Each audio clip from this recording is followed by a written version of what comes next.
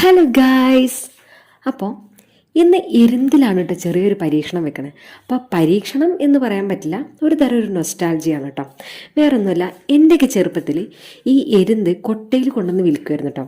അപ്പോൾ ആ സമയത്ത് അമ്മയാണെങ്കിലും അച്ഛമ്മയാണെങ്കിലും ഇത് ഉണ്ടാക്കി തരുമ്പോൾ നമുക്ക് വല്ലാത്തൊരു ഫീലായിരുന്നു കേട്ടോ. അങ്ങനെ ഇന്ന് ആ നൊസ്റ്റാൾജി കണ്ട് അടിച്ചു കയറി വന്നിട്ട് ഞാൻ ഇന്ന് എരുന്താണ് കേട്ടോ ഉണ്ടാക്കാൻ പോകുന്നത്. അപ്പം ഞാൻ ഇതിന് മുന്നേ ഇത് ഉണ്ടാക്കിയിട്ടില്ല, ഞാൻ ഫസ്റ്റ് ടൈമാണ് ഉണ്ടാക്കുന്നത്. അപ്പം നമ്മൾ ഈ നല്ല ഭക്ഷണം കഴിക്കുന്ന ആൾക്കാർക്ക് അത്യാവശ്യം നല്ല രീതിയിൽ കുക്ക് ചെയ്യാൻ അറിയുമെന്ന് പറയാറില്ലേ. അപ്പം അതുപോലെ ഞാൻ സാധാരണ കറികളിലേക്ക് ഇടുന്ന ചേരുവകളൊക്കെ ചേർത്തിട്ട് ഞാനിന്ന് സെറ്റ് ചെയ്തെടുക്കട്ടെ. അപ്പോൾ ഈ എരുന്ത് കറി തേങ്ങ അരച്ച് വെക്കാറുണ്ട്, തേങ്ങ അരയ്ക്കാതെ വെക്കാറുണ്ട്. അപ്പോൾ ഞാൻ പൊതുവേ തേങ്ങ അരച്ച കറികളൊന്നും കഴിക്കാറില്ല. എങ്കിലും ഞാൻ ഇതിന് വേണ്ടിയിട്ട് വലിയ സ്റ്റാറായിട്ട് തേങ്ങയൊക്കെ പൊതിച്ചെടുത്തു. പക്ഷെ അത് കൊപ്രയായിരുന്നു ഗൈസ്. ലാസ്റ്റ് ഈ കൊപ്ര വെച്ച് അഡ്ജസ്റ്റ് ചെയ്ത് കറിയിൽ ഒഴിക്കുകയൊക്കെ ചെയ്തു കേട്ടോ. എങ്കിലും നല്ല ഇഷ്ടപ്പെട്ടിട്ട് എനിക്കിതിൻ്റെ സ്മെല്ലും ഇത് പച്ചയ്ക്ക് അത് വെറുതെ പുഴുങ്ങിയെടുത്താൽ തന്നെ കഴിക്കാൻ എനിക്ക് ഭയങ്കര ഇഷ്ടമുള്ള കാര്യമാണ്.